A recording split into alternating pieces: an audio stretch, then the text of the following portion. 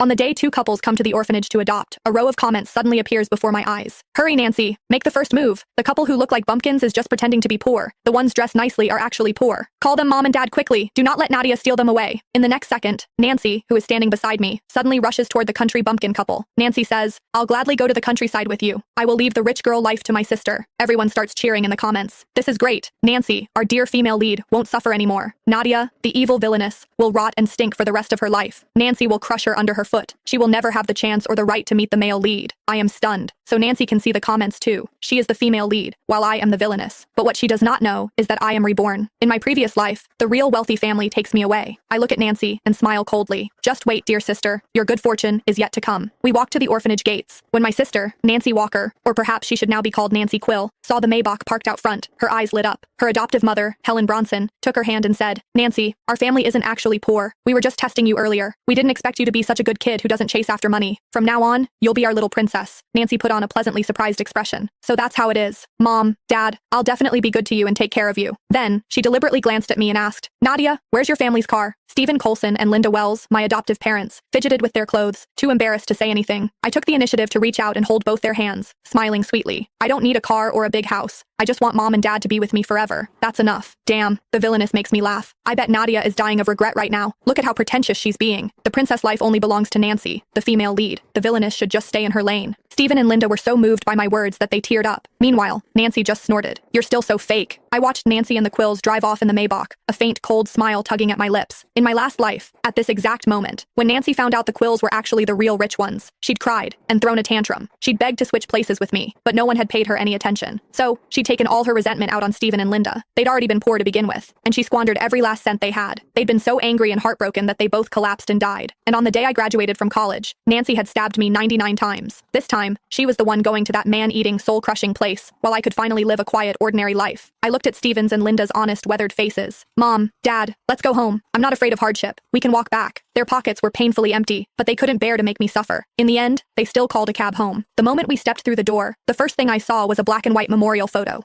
Stephen and Linda immediately stepped in front of me to shield my view, gently comforting me. Nadia, don't be scared. This is your older brother. He passed away many years ago. I smiled and shook my head. I'm not scared. I knew they'd lost their son in middle age and had only then decided to adopt a daughter. They patted my head, deeply moved. You're a wonderful child. Don't worry. Even if we're poor, we'll never let you go without. She'll never make anything of herself. Not when she's living in a dump like this. Nancy's bedroom and bathroom are both bigger than this whole crappy rental. The gap between them is insane. I took the place in with one sweeping glance. It was just a rundown rental apartment, but compared to the cold, beautiful prison that was the Quill residence, this place felt much cozier. At dinner, Stephen and Linda kept piling meat onto my plate.